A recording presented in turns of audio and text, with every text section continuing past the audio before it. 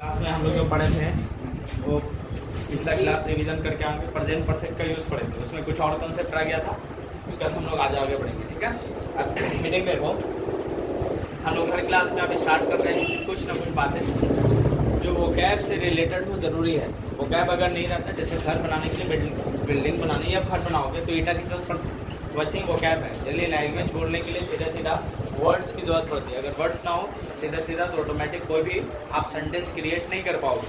वही चीज़ आज पढ़ेंगे। सबसे पहले मैं बेसिक बातें ले चलता हूँ। सुनो, एक वर्ड है जिसका नाम है बॉट। बॉट कहाँ से आया है? BUI, बाई मतलब होता है खरीदना। इसका सेकंड या थर्ड फॉर्म बनता है बॉट, याद रखो। क्लियर है? इसी में एक और होता है वर्ड जिसका मतलब होता है ब्रॉड। देखो बॉट और ब्रॉड में फ़र्क है, समझ पा रहे? इसको क्या कहोगे? बॉट। बाई मतलब क्या होता है? खरीदना। आपने अगर कहीं पे लिखा होगा तो इस वर्ड को जोड़ देना कि बाई का मतलब क्या होता है? खरीदना। जैसे आप कम का मतलब क्या होता है? आना। और इसका सेकंड फॉर्म क्या बनता है? केम। याद है आपको? जैसे गो मतलब क्या होता है? जाना। इसका सेकंड फॉर्म क्या बनता है? वेंट।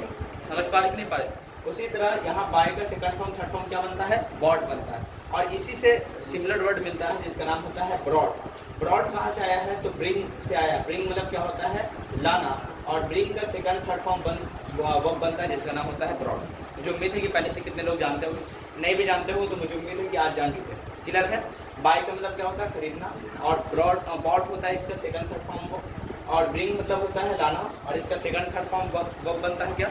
ब्रॉड। दोनों में कोई दिक्कत तो नहीं आया हो? पक्का? चलिए इस वर्ड को हटा दो। बॉट का मतलब क्या समझोगे? क्या मतलब है? बॉट मतलब क्या होगा? खरीदना। और सेकंड थर्ड फॉर्म बनता है किसका? बाय का, है खरीदा। और ब्रॉड मतलब क्या समझोगे? ब्रिंग का। ब्रिंग मतलब क्या होता है? लाना। कम का मतलब होता है ना केम, सेकंड फॉर्म थर्ड फॉर्म कम बन जाता है फिर से। और गो का वेंट और गोन थर्ड फॉर्म बनता है। मुझे उम्मीद है कि बातें क्लियर है। इसको हटा दूँ? चलिए इसको हटा देता हूँ क्योंकि मुझे यहाँ पे बहुत सारे एग्जाम्पल लेने। अगर ना समझ में आए तो लेंगे, नहीं तो फिर स्किप कर दें अगर समझ में आएगा। देखो एक वर्ड होता है जिसका नाम होता है होल्ड करना। एक होता है CATCH कैच। CATCH catch. देखो कैच का मतलब होता है किसी चीज़ को जो मोशन में हो, मोशन मतलब गति में हो, उस चीज़ को पकड़ने के लिए कैच लगाते हो। जैसे मालूम है बॉल थ्रो करता है कोई भी तो क्या करता है? कैच। समझ पा रहे? और जो मोशन लेस हो, जिसमें गति ना हो, उसको पकड़ने के लिए आप होल्ड करोगे। बात समझ पा रहे? मालूम चला मैं अपना पेन तुम्हें देता हूँ तो ऐसे केस में कोई मोशन की बात नहीं है। मैं मतलब एक जगह से दूसरे जगह सीधे सीधे ट्रांसफर कर रहा हूँ, कोई मोशन की बात इसमें नहीं आएगी, थ्रो की बात नहीं आएगी। तो ऐसे सिचुएशन में क्या कहोगे? होल्ड। समझ पा रहे? कोई दिक्कत तो नहीं? अगर मालूम चला आपके मतलब गोद में अगर बच्चा है, चाइल्ड है, तो क्या लगाओगे? होल्ड अ बेबी या होल्ड द बेबी या catch the baby? Catch the baby तो नहीं करें, मालूम चला कहीं वहाँ से तो छोड़ देंगे, जाओ बेटा तो गए फिर हवा खाने। तो बताओ होल्ड का मतलब समझ में आ गया? वैसे चीज़ को पकड़ना जिसमें मोशन ना हो, मोशन मतलब गति ना हो। समझ पा रहे? अब मोशन अगर हो, उस चीज़ को, गतिशील चीज़ को पकड़ लो तो क्या कहोगे? कैच। इतनी बातें देखो यहाँ पे लिखा हो, गतिशील चीज़ को पकड़ने के लिए क्या लगाओ? To take hold of something when it is moving. जब वो कुछ चल रहा है, घूम रहा है, उस चीज़ को पकड़ने के लिए क्या लगाओगे? कैच लगाओगे। समझ पा रहे? और चलो थीफ भाग रहा तो उसको क्या कहोगे? होल्ड कहोगे कि कैच कहोगे? वहाँ पर कैच कहना पड़ेगा क्योंकि वो रनिंग में है। समझ पा रहे? आप होल्ड मत कह देना, समझ पा रहे? नहीं तो होल्ड हो जाएगा फिर। अब यहाँ पे होल्ड थामने के लिए, होल्ड वहाँ पे होता है एक जगह और। फोन पे यूज़ करोगे तो थामने के लिए, रोक थाम के लिए भी क्या लगाकर? Hold a minute. समझ पा रहे? रुक जाइए 1 मिनट। क्लियर है? कोई दिक्कत तो नहीं है? चलिए उसको कहते हैं होल्ड, थामने के लिए। To take hold of something when it is static. Static मतलब होता है ना बदलना, रुक जा, ठहरा हुआ। समझ पा रहे? जिसको हॉल्ट कहते हैं, HALT। हॉल्ट आपने पढ़ा भी होगा, स्टे, रुक जाने के केस में लगाते हैं हॉल्ट। मुझे उम्मीद है कि बातें क्लियर है, कोई दिक्कत तो इसमें नहीं आया वो दोनों में। अब आओ यहाँ से स्टार्ट करते हैं। शायद ये वीडियो में नहीं आ रहा है, यहाँ से शायद आता हो, है ना? कोई दिक्कत नहीं, मैं फिर से कवर कर लूँगा इन दोनों को एंड में। पहले आओ, एक होता है कैजुअल। कैजुअल का मतलब होता है उदासीन, अनौपचारिक, not formal, not taking much interest. इसका मतलब क्या होता है? देखो कई ऐसे ड्रेस आप पहनते होगे जो मतलब घर में जैसे मालूम चला जैसा तैसा पहन के रहते, जैसा तैसे का मतलब वैसा नहीं सेंस लेना, जैसे तैसे मतलब उतना भी ये नहीं रहता है कि एकदम ये होना चाहिए वो होना, झंझट वाली बात नहीं होती। मतलब सिंपल कि बस दिखना है, पहनना है कपड़ा किसी तरह से, जिस्म ढका होना चाहिए, पुराना हो कैसा हो उससे कोई मतलब नहीं। इसका मतलब जिस चीज़ को आप यूज़ कर रहे हो उसमें उतना इंटरेस्ट नहीं है, बस यूज़ कर रहे हो क्योंकि ज़रूरी है, उस चीज़ को आप कैजुअल टाइप को लोगे। कैजुअल मतलब अनौपचारिक रूप से, कोई भी फॉर्मल की बातें नहीं होगी, जैसा जैसा काम चल जाए। समझ पा रहे? वैसे चीज़ को आप क्या कहोगे? कैजुअल है। मालूम चला जैसे तैसे बात करने लगा तो कैजुअल टॉक कहेंगे, सीधे सीधा बातें समझ पा रहे। और वहाँ पे मालूम चला आप प्रिंसिपल के पास गए या किसी डॉक्टर या कोई सीनियर अथॉरिटी के पास गए तो वहाँ पे बताओ कैजुअल टॉक तो नहीं चलेगी जैसे तैसे, उसको एक स्क्रिप्ट वे में अच्छे तरीके से बात करना। जैसे मालूम चला आप कैजुअल शर्ट पहनोगे, कैजुअल हो सकता है आप और ड्रेस पहन सकते हो घर पे, लेकिन पार्टी में जाओगे तो क्या कैजुअल ड्रेस चलता है, आप एक फॉर्मल ड्रेस पहनते हो बढ़िया से जिट जट वाला, यानी जिसमें जिट जट ना हो, सीधा सीधा जैसा तैसा हो, तो समझ जाना कैजुअल है। समझ पा रहे? और कैजुअल मतलब समझोगे इनफॉर्मल, समझ पा रहे, कोई भी फॉर्मेलिटीज में ना हो। और इनफॉर्मल का मतलब वही समझोगे उदासीन टाइप का जैसा तैसा। और एक होता है क्या जिसको आप फॉर्मल कहते हैं, फॉर्मल मतलब जिट जाट टाइप का। एक और इसी से वर्ड आता है जिसका नाम थोड़ा सा देखो स्पेलिंग में चेंजेस आता है। इसको कैजुअल पढ़ रहे तो इसको क्या कॉजल पढ़ना। क्या पढ़ोगे? कॉजल। जब कॉजल पढ़ोगे तो कारक संबंधी रिलेटिव टू कॉज, किसी चीज़ का कारण बन जाना। कारण समझ में आ रहा है कि जैसे मान लीजिए वजह बनते हैं ना किसी चीज़ का कि भाई यही वजह है तुम्हें मरवाने का, तुम्हें पिटवाने का, ऐसा होता कि नहीं होता, उसी को कहते हैं कॉजल बन जाना। समझ पा रहे? कॉजल मतलब सीधे सीधा काजल याद रखना सीधा। समझ पा रहे? काजल मतलब काला बन गया, तो काला का मतलब समझ रहे कि दाग धब्बा बनाने वाला कोई चीज़ है, कारक संबंधी मतलब कोई वजह बन जाना, कारक बनना। समझ पा रहे कि उसको क्या हो कॉजल टाइप। अब एक होता है सिमेट्री। सिमेट्री का मतलब होता है कब्रगाह जहाँ डेड बॉडी को दफना दिया जाता है, उसी को कहते हैं बुरियल प्लेस। प्लेस कहते हैं उसको, बुरियल प्लेस। अब इसको एक और वर्ड आता है जिसमें होता है सिमेट्री। सिमेट्री आप आगे देखो कई जगह पे पढ़ोगे, मैथमेटिक्स के 11th या 12th में जब जाओगे तो वहाँ सिमेट्री पढ़ने को बहुत जगह मिलेगा। सिमेट्री मतलब एक जैसे, अलाइक। समझ पा रहे? हार्मनी जिसको कहते हैं, फ्रेंडशिप टाइप का, मतलब दो दोस्त ऐसे हैं जिनका सब कुछ मिलता जुलता हो, जब ड्रेस भी ले रहे तो एक जैसा, उसको कहते हैं हार्मनी टाइप। हार्मनी मतलब एक जैसा, सिमेट्री। सिमेट्री समझ रहे? एक होता है सिमेट्री, एक होता है सिमेट्री। समझ पा रहे? दोनों में बड़ा अंतर है। एक जैसा अलाइक जिसको कहते हो आप कहीं कहीं A-L-I-K-E अलाइक। समझ पा रहे कि नहीं पा रहे? उसको कहेंगे। अब देखो एक होता है कैनवास। कैनवास मतलब होता है मोटा कपड़ा। कभी देखना कि आप जब जूता लेना और कपड़ा वाला वो जूता हो, कपड़ा का कभी देखना जूता बना होता है तो उसमें देखना वो जो कपड़ा होता है वो मोटा टाइप का होता है, ऐसा देखा है ना, उसको कहेंगे कैनवास। कैनवास मतलब होता है मोटा कपड़ा। आप भी कई जगह पे देखोगे मोटा डेनिम का या कोई भी कपड़ा देना वो मोटा टाइप का होता है, ठीक है ना। बोड़ा टाइप का कोई कपड़ा होगा समझ जाना कैनवास हो। क्लियर है? और एक बात होता है कैनवास। कैनवास मतलब होता है घूम घूम कर वोट मांगना। कैनवास का देखो, कैनवास का मतलब क्या होगा? मोटा कपड़ा। कैनवास का मतलब होगा घूम घूम कर वोट मांगना। कहीं देखोगे आप वोटिंग का टाइम आता है तो कई लोग आते हैं आपके पास, वो क्या करते हैं? कैनवास करते हैं। समझ पा रहे कि नहीं पा रहे? कैनवास का मतलब visit houses to get political support. Political मतलब राजनीतिक सपोर्ट लेने के लिए घर घर जाकर, घर में मतलब घुसकर किसी जगह पे मदद मांगने के केस में क्या कहोगे आप? कैनवास कहेंगे। कैनवास और कैनवास होता है। समझ पा रहे कि नहीं पा रहे? थोड़ा सा अंतर है बस। प्रोनाउंसिएशन लगभग सेम होता है लेकिन स्पेलिंग में चेंजेस आता है। देखो CANVAS है जबकि CANVASS है, बस S का खेला है वहाँ पे। समझ पा रहे कि नहीं पा रहे? देखो यहाँ पे एक और है कैनन। कैनन का मतलब होता है नियम, रूल, रेगुलेशन। समझ पा रहे? इसको क्या कहोगे? कैनन मतलब कहोगे यह मेरा नियम है तो उसको क्या कहोगे? This is my canon. Canon मतलब समझ जाए वहाँ पे क्या बात कर रहा है? रूल रेगुलेशन की बात कर रहा है। एक और होता है कैनन। कैनन मतलब होता है तोप।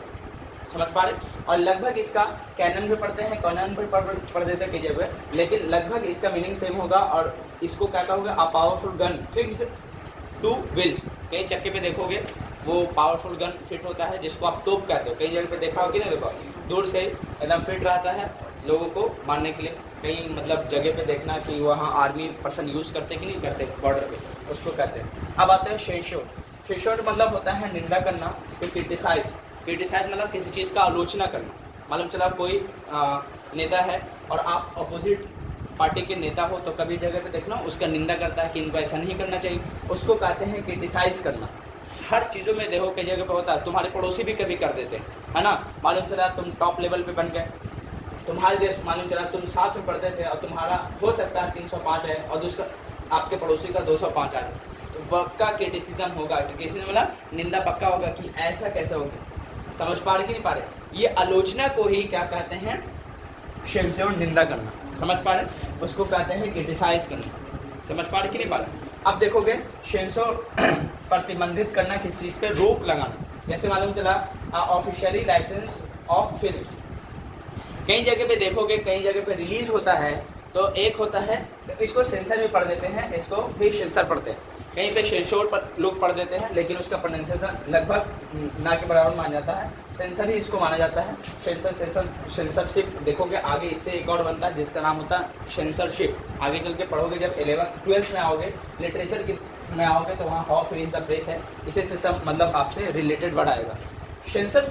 सेंसर होता क्या है, प्रतिबंधित लगाना। मालूम चला आप कोई भी फिल्म रिलीज़ करें तो ऐसे पब्लिक में नहीं जाना चाहिए, मालूम चला उसको गवर्नमेंट देखेगी, उसका एक बोर्ड मेंबर होता है, उसको देखने से पहले डिसाइड करेगा किस लेवल पे। मालूम चला हो सकता है सोसाइटी में जाने के बाद, कई तरह के लोग सोसाइटी में होते हैं, उसको फिल्म के रिलीज़ होने से कई वजह बन सकता है, कारण बन सकता, किसी को हो सकता है हार्ट मतलब होता है ना, हेट्रेड हो जाए, नफरत हो जाए उसकी वजह से कि ये ऐसा आ गया। कई जगहों पे धर्मों के बारे में बहुत सारे फिल्म बना दिया जाता है, होता है कि ना, कई सारे क्रिटिसिज्म होते हैं, क्रिटिसिज्म ना आलोचनाएँ होते हैं, होता है कि नहीं होता कि ऐसा नहीं होना चाहिए, मेरे धर्म के रिलेटेड है। तो ऐसे सेंस में सेंसर लगा होता है। सेंसर का मतलब सीधा सीधा प्रतिबंध लगाने वाला, रोक लगाने वाले लोग, समझ पा रहे पर उसको समझेंगे, बूझेंगे, उसके बाद अपने अकॉर्डिंग जो बना है उसको पास करके दिखाएंगे कि सच में ये ठीक ठाक है कि सोसाइटी के लिए नहीं, ऐसा देखा है कि नहीं देखा, उसको कहते हैं सेंसर। अब यही देखोगे, एक होता है सेंसर जिसका मतलब होता है निंदा, क्रिटिसिज्म करना, क्रिटिसाइज करना, एक और होता है सेंसर प्रतिबंध लगाना, किसी चीज़ पे स्टॉप, रोक लगाना। ऐसा देखा कि नहीं देखा। तो मान लो कभी भी देखना मूवी तुम तक डायरेक्ट नहीं पहुंचता, यानी कोई भी हीरो क्रिएट किया है या कोई भी प्रोड्यूसर प्रोड्यूस किया है, उसमें जितने भी हीरो हो कभी भी डायरेक्ट पब्लिक तक नहीं आता।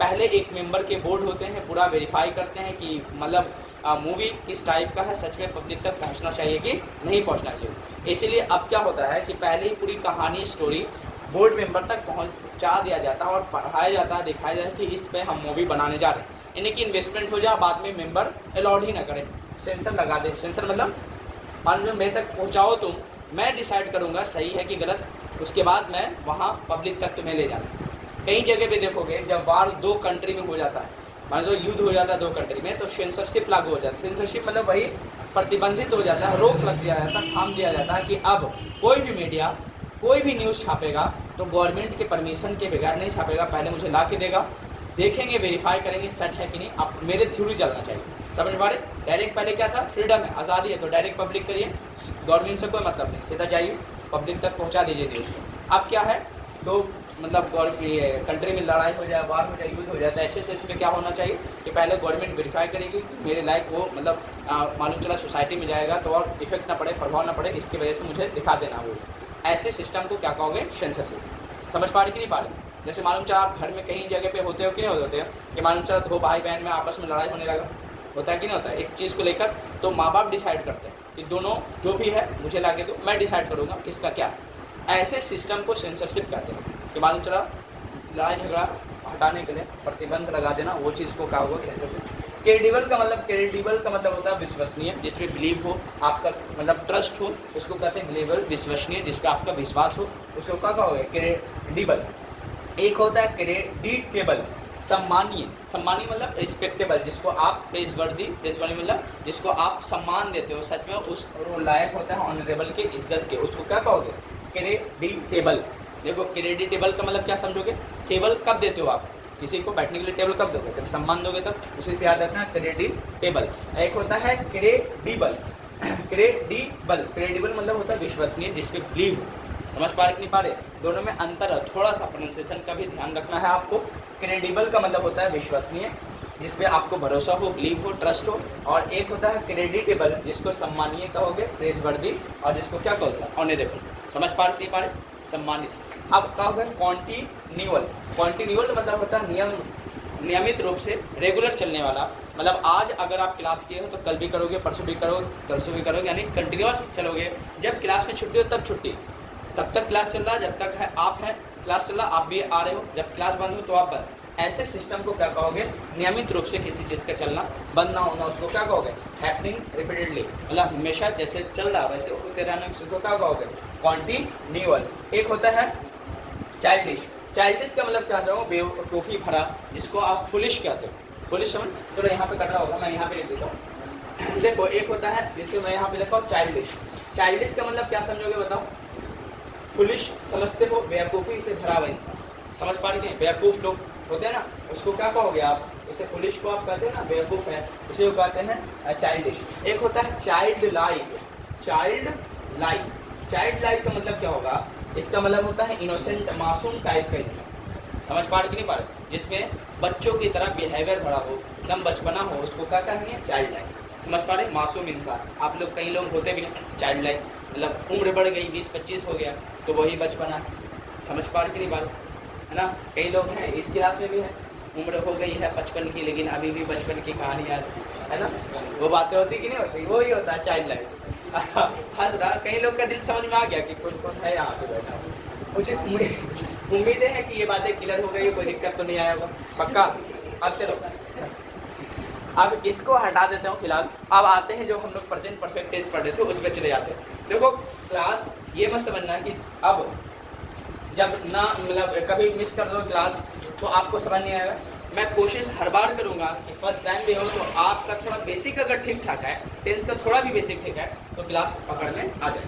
समझ पा रहे कि बार हमारे चला पास्ट एंड डिफरेंट क्या होता है आपको खुद नहीं मालूम है, V2 क्या होता है ये भी नहीं मालूम है, तब थोड़ा मुश्किल होता है समझने के लिए।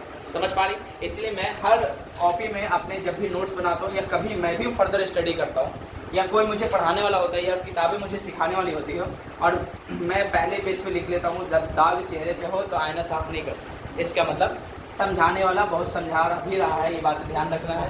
तो अगर समझ में आया कि नहीं समझ आया, देख लेना है कि समझ में आ रहा है, इसका नहीं समझ में आया इसका मतलब थोड़ा बहुत आप में अगर कमी है तब नहीं समझ में आ रहा। वरना अगर थोड़ी भी अंडरस्टैंडिंग ठीक ठाक है तो मैं 100% गारंटी देता हूँ कि आप समझ जाओ। समझ पा रहे? नहीं तो हर नोट्स में एक बात है, हर पेज में लिखते जाना, हर नोट्स में अंदर लिख लेना कि जब दाग चेहरे पे हो तो आईना साफ नहीं करते। समझ पा रहे? यानी दूसरे को ब्लेम नहीं देना है जब अपनी गलती हो तो। यानी आप एक दिन आए 4 दिन क्लास ही गए, एक दिन आ रहे हो कर रहा है 5 दिन डिफरेंट क्या होता है मुझे तो मालूम नहीं, आप तो एडवांस पढ़ाते है ना, कैसे पढ़ाते समझ में नहीं आता, कैसे टीचर है तो मतलब मुझे फर्क नहीं पड़ेगा क्योंकि ऐसे कई जगह से मैं झेल चुका हूँ तो कोई फ़र्क तो पड़ेगा नहीं क्योंकि मैं वो बातें हमेशा याद रखूँ, है ना। अब ये टीचर के ऊपर भी डिपेंड करता है आपको कितने लोग को संतुष्ट करेगा, संतुष्ट होने सेटिस्फाइड करेगा। जो बच्चा बेसिक पढ़ा उसको बेसिक पढ़ाओगे तो फिर इरिटेशन आएगा, चिढ़ापन आएगा, क्या पढ़ाते हैं।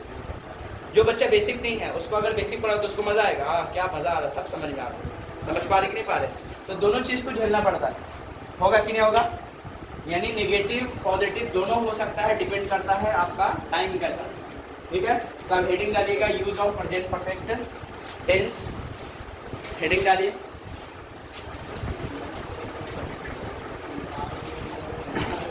बेसिक पढ़ाने लगोगे तो जो बच्चे एडवांस है वो थोड़ा इरिटेट कर देते हैं क्या, आज जो बच्चे को एडवांस पढ़ाने लगो अगर उनका बेसिक ठीक नहीं है तो फिर उनका दिक्कत। सब चैलेंज टीचर को झेलना पड़ता है आपको, इसलिए जब भी बैच स्टार्ट होती है तो हमेशा बेसिक से ही करता हूँ। कभी छूट भी जाए तो उसके लिए हर लेक्चर मतलब वीडियो अपलोड कर देता हूँ ताकि बच्चे जाके देख लीजिए। चलो आप स्टार्ट किया जाए वहाँ से। एक सेंटेंस लिखता हूँ, पहले मैंने कल एक कुछ लिखवाया था, याद दिला दीजिए मुझे। एक सेंटेंस शायद लिखवाया था, वहीं से स्टार्ट करेंगे। जब से आप यहाँ आए हैं 2 घंटे हो गए। हाँ, जब से आप यहाँ आए हैं, जब से आप यहाँ आए हैं 2 घंटे हो गए हैं, हो गए। हाँ चलिए हो गए या हो गए, बात बराबर, ठीक है। चलिए इनको पढ़ाने से पहले मैं यहाँ वापस आओ। मैंने कल एक सेंटेंस लिया था, एक सेंटेंस क्या, मैं एक नया सेंटेंस ले लेता हूँ। वी, चलो ऐसे ले लेता हूँ। I have been eating mangoes. I have been eating mangoes since morning का लेता हूँ, सिंस मॉर्निंग, ठीक है। इसका मतलब बताइए, प्रेजेंट परफेक्ट कंटीन्यूअस टेंस है। मुझे उम्मीद है कि बेसिक में जो पढ़ाए थे ट्रांसलेशन मैंने पहले भी कहा दिया था कि बर्दाश्त कीजिए, वो टेंस मतलब बेसिक खत्म हो जाएगा फिर एडवांस पढ़ाएंगे उसी के रिलेटेड। इसका मतलब मुझे उम्मीद है कि आपका बेसिक ठीक होगा तो मतलब निकाल दोगे कि प्रेजेंट परफेक्ट कंटीन्यूअस टेंस है। कंटीन्यूअस मिल गया, परफेक्ट मिल गया। आई हैव बीन ईटिंग, मैं खा रहा हूँ, क्या खा रहा हूँ भाई, आम को खा रहा हूँ। कब से, मॉर्निंग से, यानी सुबह से मैं आम खा रहा हूँ, ये तो आएगा, तो दिक्कत की बातें नहीं है ना। अब यहाँ पे परफेक्ट का सेंस क्यों आएगा, सुबह से खा रहे हो भाई आप तक, इससे मतलब कुछ तो खाया होगा, इसलिए परफेक्ट भी देंगे। अभी चल भी रहा तो कंटीन्यूअस भी देंगे, इसलिए परफेक्ट कंटीन्यूअस टेंस यूज होगा। आप देखिए, मैं कहूँ I have eaten 2 mangoes, I have eaten 2 mangoes since 9 o'clock, इसका मतलब बताओ। आई हैव इटन 2 मैंगोज, मतलब 2 आम खाए हैं। कब से भाई? 9 बजे से। क्या ये सेंटेंस सही लग रहा है आपको? इसका क्या मतलब है? अच्छा ये मतलब हटा दो फिलहाल, ये मतलब हटा दो कि सिंस 9 o'clock अगर नहीं है तब बताओ यहाँ पे क्या है। मैं 2 आम खाया हूँ, ये तो होगा। आई हैव इटन 2 मैंगोज, मैंने 2 आम खाया है, ये तो होगा। अब देखिए ये सिंस का मतलब क्या दिखाता है? सिंस 9 o'clock, इसका मतलब होता है 9 बजे से अब तक, 9 बजे से अब तक मैंने 2 आम खाए। बातें समझ में आ रही यार? अब मैं कहूँ कि मैं एक सेंटेंस लिखता हूँ, आप तुम खुद सेंटेंस का मीनिंग निकालना, ठीक है ना। I have eaten 3 apples, 3 apples, ठीक है ना। I have eaten 3 apples since 10 o'clock, since 10 o'clock, इसका मतलब बताओ। हाँ, यानी इसका मतलब होगा 10 बजे से लेकर अब तक मैंने कितने सेब खाए हैं? 3 एपल्स, 3 सेब खाए हैं, ये तो मतलब आएगा। कब से भाई? 10 बजे से लेकर अब तक, यानी अभी मालूम चला 5 बजने वाला है, या 5 मालूम चला 5 बज चुके हैं, यानी 10 बजे से 5 बजे के बीच की बातें ये हो रही है कि मैंने 10 बजे से लेकर अब तक की जितनी भी टाइम हो चुके हैं तब तक मैंने कितने सेब खाए? 3 सेब। ऊपर में बताओ कितने मैंगो? 2 मैंगो। कब से? 9 बजे से अब तक की बातें। यानी आपको भी पढ़ाए थे कि देखो प्रेजेंट परफेक्ट टेंस होता क्या है कि पास्ट में कोई घटना होता है, इवेंट होता है, उससे लेकर अब तक जितनी भी बातें होती है उसको रिलेट करने के लिए प्रेजेंट परफेक्ट टेंस का यूज़ किया जाता है। समझ पा रहे कि नहीं पा रहे? कोई दिक्कत की बातें नहीं है। अब देखो यहाँ पे मैं कहूँ 2 घंटे हो चुके हैं तो आपको लिखना है it has been 2 hours, it has been 2 hours. मैं कहूँ 3 घंटे हो चुके हैं, इसका मतलब बताओ 3 घंटे हो चुके हैं, तो कुछ नहीं करना, इट हैज़ बीन लगाना, इट हैज़ बीन, उसके बाद यहाँ पे क्या लिखना है? 3 आवर्स। बातें समझ पा रहे हो? तो दिक्कत तो नहीं। अब कहूँ मैं 4 घंटे हो चुके हैं, क्या मतलब निकालोगे? It has been 4 hours. 5 घंटे हो चुके हैं, इट हैज़ बीन 5 आवर्स। 6 घंटे हो चुके हैं, इट हैज़ बीन 6 आवर्स। कोई दिक्कत तो नहीं है? पक्का ना? अब आप कहें कि मतलब 8 घंटे हो चुके हैं, क्या बनाओ? It has been 8 hours. 1 महीने हो चुके हैं, it has been 1 month. 2 month हो चुके हैं, इट हैज़ बीन 2 मंथ्स। ये तो लिखेंगे 1 साल हो चुके हैं, it has been 1 year. 2 year हो चुके हैं, 2 साल हो चुके हैं, इट हैज़ बीन 2 ईयर्स। 5 साल हो चुके हैं, इट हैज़ बीन 5 ईयर्स। इसमें किसी को दिक्कत तो नहीं? पक्का। अब देखिए आप आइए, जब से आप यहाँ आए हैं 2 घंटे हो गए हैं या हो चुके हैं या हो गए। अब खुद बताइए क्या लगाओगे इसके लिए? अभी तो बताए हैं, है ना, इट हैज़ बीन, नहीं लगाएंगे। कितना घंटा हो चुका है? 2 घंटा, तो 2 लिखेंगे। अब देखो एक बात और है, आप कभी भी राइटिंग में जब एग्जाम में देने जा रहे हो ट्रांसलेशन कभी भी ऐसे लिख के आवर्स मत लिखना। क्यों लिखा जाता है ये गलत? क्योंकि आप डिजिट में नहीं लिखते। जब भी आप सेंटेंस क्रिएट करते हो तो हमेशा इसको डिजिट को हटा देना, शब्दों में लिखना, उसके बाद क्या लगाओगे? ऐसे लिखना सही होगा। हम लोग कई जगह में देखो डिजिट में लिख के चले जाते हैं, और जब इससे लिखते हो आप तो उसका नंबर काट लेता है। क्यों? आपको पूरा वर्ड में लिखना, कोई भी डिजिट का यूज़ नहीं करना। देखना बड़े बड़े इससे लेटर को देखना, कभी भी वो लोग यूज़ डिजिट का नहीं करते। आप लोग को भी नहीं करना। इट हैज़ बीन 2, उसके बाद क्या लगाओगे? आवर्स ना होगा? होगा ना जी? यहाँ पे क्या लिखा हुआ? कोई दिक्कत तो नहीं है? अब आधा पार्ट तो बन चुका है, बोलो। अब इधर आइए, जबकि लिए आप क्या लगाओगे? वेट। क्या लगाओगे? वेट। क्लियर है? अच्छा, मैं यहाँ पे वापस आओ, 10 बजे से लेकर अब तक की बातें हो सकता है। हाँ सुनो, यहाँ पे जब से आप यहाँ आए, हो सकता है ये 10 ही बजे आया था, इमेजिन करो, है ना? बोलो होगा कि नहीं होगा? मालूम चला 10 बजे ही आया है, हो सकता है ना? एग्जैक्ट टाइम दिखा रहे कि जब से आप यहाँ आए, तो एग्जैक्ट टाइम तो होगा ना, कब आया वो दिखा सकते हो ना? तो दिक्कत तो मैं बोलूँ जब से तुम यहाँ आए हो, इसका मतलब जब आए होगा पूरा डेट निकाल सकते हैं, टाइम निकाल सकते हैं, कितना बजे आया, कितने दिन को आया, कितने कौन से दिन को आया, वो डेट तो हो सकता है। इसका मतलब निश्चित समय किया, निश्चित समय, डिफरेंट टाइम की डिफरेंट टाइम। तो अब देखो वेन कंजंक्शन की यूज होगा यहाँ पे, जब से आप यहाँ आए यू का क्या लगाओगे? आपका मतलब क्या समझोगे? यू।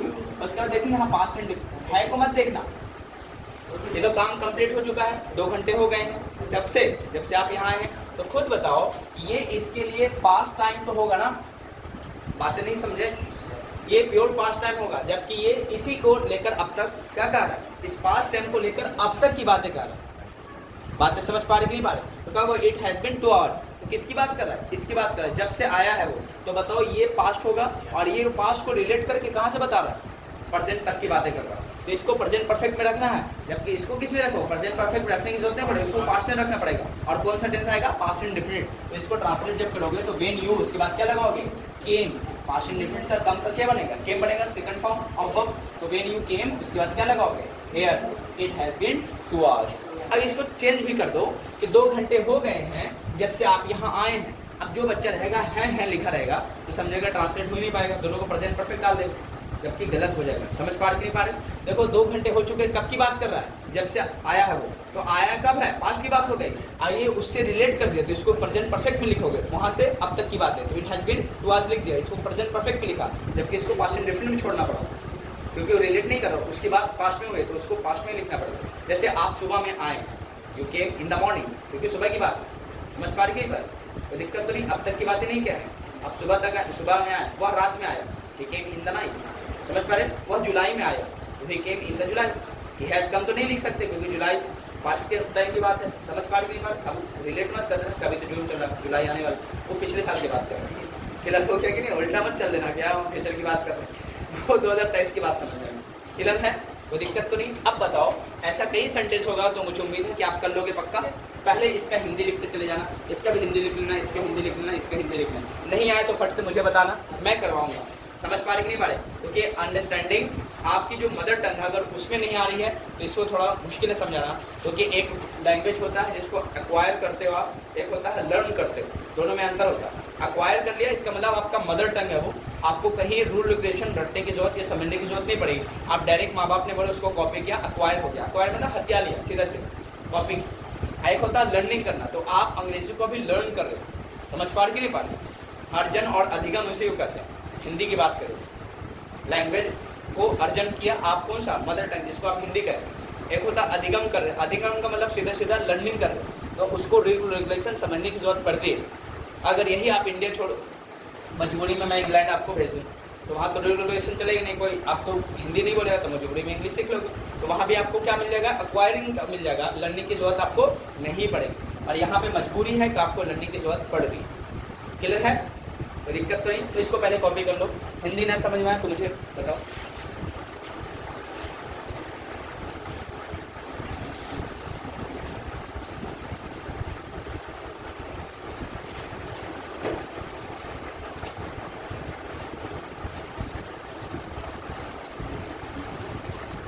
चलिए सेंटेंस देंगे तो बनेगा, पहले इसको कॉपी कर लीजिए, उसके बाद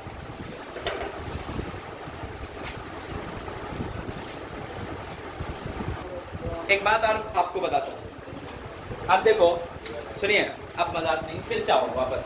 ये तो हो चुका था, समझ में आ गया। अब देखिए वेन का यूज़ कब करते हो, जब टाइम एग्जैक्ट होता है और कंटिन्यूअस उसमें नहीं होता।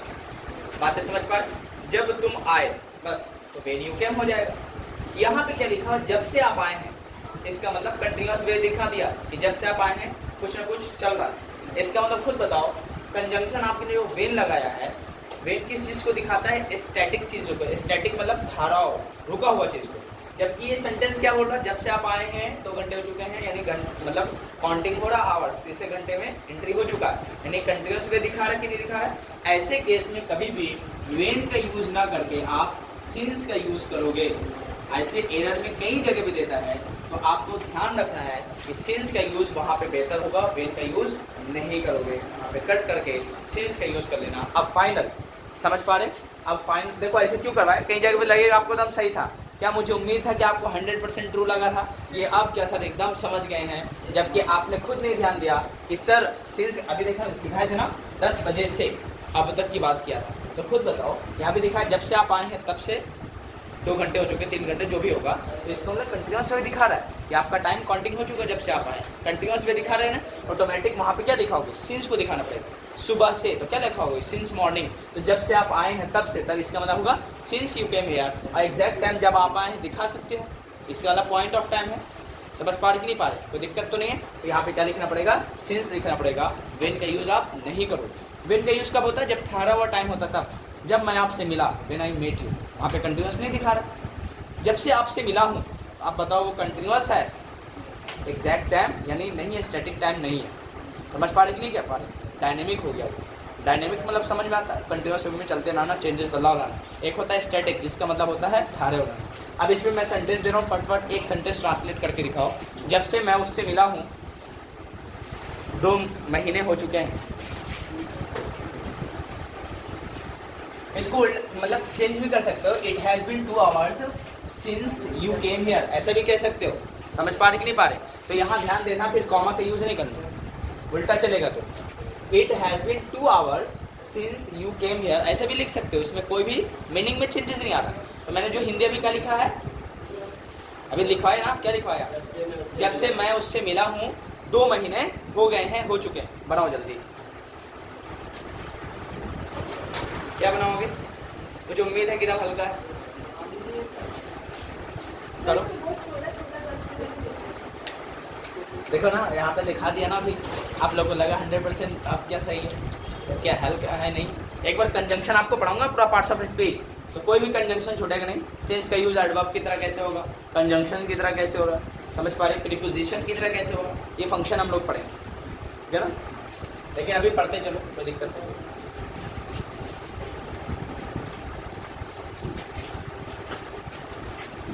Nobody.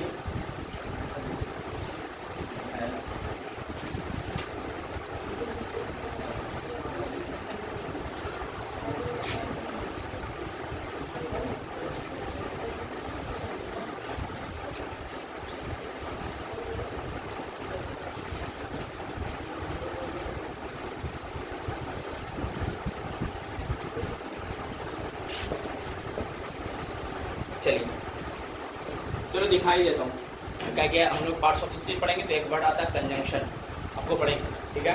प्रीपोजिशन पूरा टॉपिक है, non, pronoun, verb, adverb, adjective, preposition, conjunction, interjection पूरा पढ़ेंगे उसी में। लेकिन ये सब पढ़ने के बाद देखो बना लिया है, उसके बाद ये दोनों वर्ड कर लेते हैं, दोनों सेंटेंस कर लेते हैं। बोलो क्या बोला है? जब से मैं उससे मिला हूँ 2 महीने हो चुके हैं। क्या लिखोगे? इट हैज़ बीन, 2 तरीके से बनेगा। It has been 2 months since I met her, या हिम भी हो सकता है। मेल से अगर मिले हैं तो हिम लिखना है, फीमेल है यानी कोई लेडी वगैरह है या गर्ल्स वगैरह लड़कियाँ हैं तो आप हर लगा सकते हो। तो डिपेंड करता है आप किससे मिले, यहाँ पे कोई मतलब क्लियरिटी है नहीं किससे मिला हूँ, ठीक है? जब से मैं उससे मिला हूँ 2 महीने हो चुके हैं, तो क्या कहोगे? It has been 2 months since I met him या her, या दूसरा ऐसा लिख सकते हो since I met her या him it has been 2 months, both are correct. समझ में? दोनों सही है। लेकिन ध्यान रखना है कि अगर आपने सिंस का यूज़ पहले ही से आपने कंजंक्शन का यूज़ किया है तो एक कॉमा लगा लेना। अगर नहीं है, अगर पहले मालूम चले इट हैज़ बीन 2 months लिख दिया तो बाद में बिना कॉमा के डायरेक्ट सिंस कंजंक्शन की तरह काम करेगा। सिंस आई मेट हर लिख के चलना। क्लियर है? कोई दिक्कत की बात नहीं है, पक्का?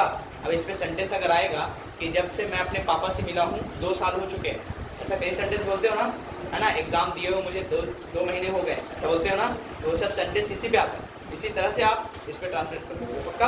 मुझे उम्मीद है कि अगर दूंगा तो 4-5 सेंटेंस तो कर लोगे। चलिए जल्दी से कर लो, उसके बाद आप जा सकते हैं। अगर टाइम अगर है तो बोलो आगे पढ़ाया जाए, अगर नहीं है तो बोलिए मैं स्टॉप कर दूँ। हाँ, कंटिन्यूस चले, नहीं स्टॉप कर दिया जाए। चलो ठीक है, वो वोकैब की वजह से लेट हो जा रहा है क्या? अच्छा चलो लिख लो, 2-3 सेंटेंस लिख के ला। अच्छा उसके बाद मैं 2 सेंटेंस पढ़ा दूंगा, उसके बाद घर चले जाना। लिखो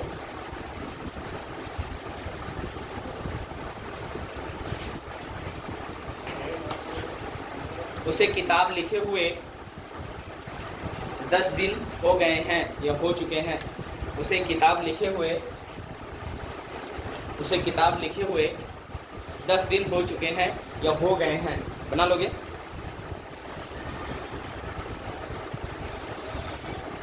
उसे किताब लिखे हुए 10 दिन हो चुके हैं, कर लोगे? दूसरा नंबर,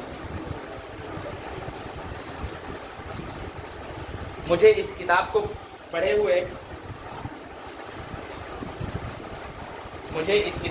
हुए 9 महीने हो गए हैं या 9 महीने हो चुके हैं।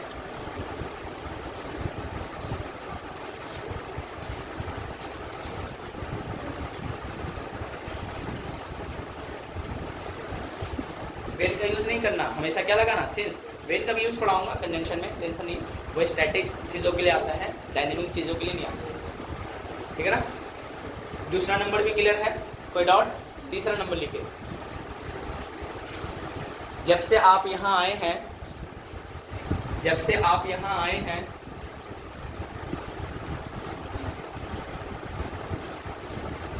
जब से आप यहाँ आए हैं 2 दिन हो गए हैं।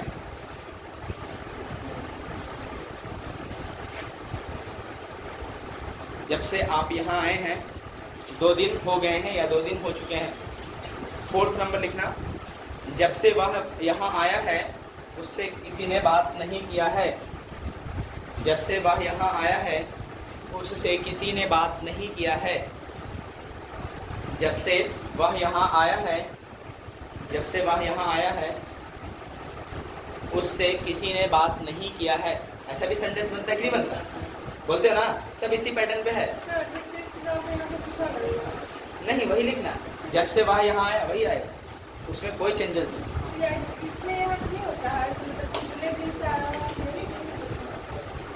नहीं तो जब भी आया है एग्जैक्ट पॉइंट ऑफ टाइम ना होगा। बातें समझ पा रहे हो? मैं बोलूँ जब से भारत आज़ाद हुआ है, भारत के लोगों ने बहुत तरक्की किया।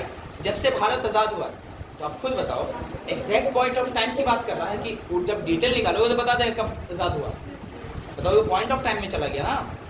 हम लोग ये नहीं सोचते हैं कि वो पॉइंट ऑफ टाइम है, वो लॉजिक के ऊपर काम करता है, ठीक है ना। लैंग्वेज है, अंडरस्टैंडिंग में काम आएगा, वो रटने तोता से काम नहीं चलेगा, ठीक है ना। मैं बोलूँ जब से भारत आज़ाद हुआ, बताओ कौन सा टाइम है? पॉइंट ऑफ टाइम की period of time? Point of time मतलब निश्चित समय। बता दोगे ना कि कब भारत आज़ाद हुआ है। क्लियर है? क्या लिखवाए थे? 5 हो गया है? जब से वह यहाँ आया है किसी ने उससे बात नहीं किया। अगला सेंटेंस लिखो, जब से पापा दिल्ली गए हैं, जब से पापा दिल्ली गए हैं कोई भी बाहर नहीं निकला है। ये हो ही नहीं सकता भाई, तो क्लास में लोग रहते हैं कि पापा जाए कि बस, लेकिन मैं लिखवा दिया हूँ, शायद शराफत हो फैमिली में कि पापा गए भाई बाहर मत निकलो। जब से पापा दिल्ली गए हैं कोई भी घर से बाहर नहीं निकला है। हाँ, कोई भी बाहर नहीं निकला, ऐसा नहीं हुआ ना। चलिए अब हो गया, मुझे उम्मीद है क्लियर है। अब देखिए 2 सेंटेंस का मतलब निकाल लो, इसका लिख के चले जाना। देखो यहाँ पे लिखा nobody has come, इसका मतलब क्या होता है? कोई नहीं आया, यही तो होता है ना। nobody has come, और यहाँ पे since क्या है बताओ? प्रीपोजिशन है, कंजंक्शन है, एडवर्ब है। देखिए कंजंक्शन होता है तो आगे और सेंटेंस लेके बनाता है, या सेंटेंस से पहले आता है, या जब कंजंक्शन हो इसके बाद कोई और सेंटेंस होता ही।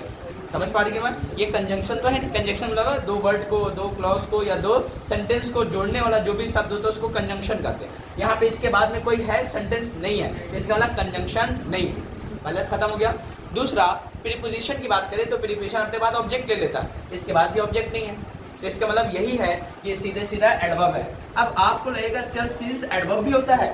बिल्कुल होता है। जब हम लोग पढ़ेंगे एडवर्ब तो इसको पढ़ाएंगे फिर से। समझ पा रहे? पूरा ऐसा वर्ड होगा जो इसमें एडवर्ब होता है, उसका मतलब भी निकालेंगे। लेकिन आ गया है सिंस की बात है तो मैं यहाँ पे बेसिक पढ़ा के निकाल देता हूँ। नोबडी हैज़ कम सिंस, इसका मतलब होगा तब से अब तक कोई यहाँ नहीं आया, इसका मतलब ये होगा। तब से लेकर अब तक की बात करें, टिल नाउ 8 पढ़ाए थे एक टाइम में, वो सब उसका मीनिंग ये देके जाता है। समझ पा रहे कि नहीं पा रहे? टिल नाउ की बात करता है, सिंस मतलब तब से लेकर अब तक। बताया था ना, देखो सिंस आगे चल के टाइम की बात कर रहा है, आगे लिखा नहीं है लेकिन ऑटोमेटिक अंडरस्टूड होता है। क्लियर है? कोई दिक्कत तो नहीं है? इसका मतलब क्या होगा? नोबडी हैज़ कम सिंस, इसका मतलब क्या होगा? कोई भी अब तक नहीं आया है, जब से मैं ये मतलब दिखा रहा हूँ। क्लियर है ना? पॉइंट ऑफ टाइम को दिखा नहीं लेकिन समझ जाओ। क्लियर है? वो किसको दिखा रहा है? कम, कम की बात कर रहा है, कम 8 कम टिल नाउ। समझ पा रहे कि नहीं पा रहे? इसका मतलब ये मतलब वर्ब को डिनोट करता है, वर्ब की क्वालिटी को बता रहा है कि अब तक कोई नहीं आया। समझ पा रहे? Nobody has come since. समझ पा रहे? आने की यानी जो वर्ब मतलब एडवर्ब किसको कहते हैं? अपने वर्ब को डिनोट करता है, उसकी क्वालिटी बताता है। अदर पार्ट्स ऑफ स्पीच और जितने भी एडजेक्टिव होते हैं सबको क्वालिफाई करता है। समझ पा रहे? सेंटेंस में जितने पार्ट्स ऑफ स्पीच होता है सबको क्वालिटी देने का काम एडवर्ब करता है। जब हम लोग एडवर्ब पढ़ाएंगे पार्ट्स ऑफ स्पीच उसमें बताएंगे। तो सिंस यहाँ पे क्या है? एडवर्ब है। इसका मतलब क्या होगा? तब से लेकर अब तक कोई नहीं आया, ये सीधा सीधा बात। अब यहाँ सिंस यहाँ पे क्या है बताओ? यहाँ पे क्या मतलब होगा? आपने पढ़ा क्योंकि मैं बिजी हूँ, I cannot meet you, मैं आपसे मिल नहीं सकता। तो यहाँ पे कंजंक्शन की तरह काम कर रहा है। इसके बाद एक सेंटेंस देखो लिखा हुआ है क्लॉज के टाइप का। समझ पा रहे कि नहीं पा रहे? तो इसको क्या कहोगे? बिकॉज का सेंस आ रहा है। क्या आ रहा है? बिकॉज। बिकॉज का मतलब क्या होता है? क्योंकि, बिकॉज मतलब या सिंस आई एम बिजी, चूंकि मैं बिजी हूँ, क्योंकि मैं बिजी हूँ, because I am busy, I cannot meet you, मैं आपसे नहीं मिल सकता। या ऐसे भी कह सकता है I cannot meet you, मैं आपसे नहीं मिल सकता, बिकॉज आई एम बिजी या सिंस आई एम बिजी, ऐसे भी कह सकते हो। क्लियर है? अब जो बच्चे को ये कैन नॉट का मतलब नहीं मालूम है तो मॉडल में आगे चल के पढ़ेंगे। देखो आप जब भी लैंग्वेज सीखते हो तो लैंग्वेज जितना यूज होगा, प्रीपोजिशन, कंजंक्शन, वर्ब, एडवर्ब सब यूज होकर तब ना सेंटेंस बनेगा। तो वही बात होता है, सीधे सीधे धीरे धीरे करके सब सीख जाते हैं, एक दिन में कोई सीखा नहीं। महान बनने के लिए हमेशा शुरुआत की जरूरत पड़ती है, कोई भी शुरुआत में महान नहीं होता। समझ पा रहे? खुद को वक्त दोगे तो समझ में आ जाएगा। जिनको ये नहीं मालूम है कैन नॉट का मतलब क्या होता है तो आगे चल के पढ़ाएंगे मॉडल में। कैन का मतलब होता है सकना, कैन नॉट मतलब नहीं सकता, मतलब I cannot meet you, मैं तुमसे नहीं मिल सकता। समझ पा? मैं तुमसे मिल सकता है, cannot meet you, I can meet you, मैं तुमसे मिल सकता हूँ, I cannot meet you, मैं तुमसे नहीं मिल सकता, ये मतलब आएगा। यही सिंस का मतलब क्या हो जाएगा? यहाँ पे क्या आएगा बताओ? कंजंक्शन की तरह काम कर रहा है, जबकि यहाँ पे क्या है? प्रीपोजिशन की तरह काम कर रहा है। तो इसका मतलब सिंस प्रीपोजिशन होता है, सिंस कंजंक्शन होता है, सिंस एडवर्ब होता है। इसका मतलब हम सिंस सिर्फ लिख के ये नहीं बता सकते कि प्रीपोजिशन हो सकता, ये डिपेंड करता है कि ये लैंग्वेज में किस तरह यूज़ किया गया है, तब बताएंगे। समझ पा रहे कि नहीं पा रहे? यानी आपको ये नहीं कह सकता कि आप स्टूडेंट हो, वो डिपेंड करता है आप किस प्लेस पे बैठे हो, कहाँ पे बैठे हो, तब कहेंगे, डिसाइड करेंगे हूँ यू आप हो कौन। समझ पा रहे कि नहीं पा रहे? तो मुझे उम्मीद है ये बातें लिख लेना। इसका यूज बिकॉज मतलब कंजंक्शन की तरह भी होता है और एडवर्ब की तरह भी होता है और प्रीपोजिशन की तरह भी होता है, तीन फंक्शन होता है। आगे चल के और भी बहुत सारे फंक्शन पढ़ेंगे। फिलहाल मैं यहाँ पे पॉज करता हूँ और कल आपका एक और, अभी प्रेजेंट परफेक्ट खत्म नहीं हुआ, ये बता मतलब टाइम मतलब उसने साथ नहीं दिए इसकी वजह से ऐसा, अभी भी बहुत कुछ इसमें बाकी है। वेट कीजिए कल तक, कल खत्म हो जाएगा और कल के बाद फिर हम लोग पार्शियल डिफरेंट में एंट्री कर देंगे। ठीक है? तो we will meet you in the next class tomorrow.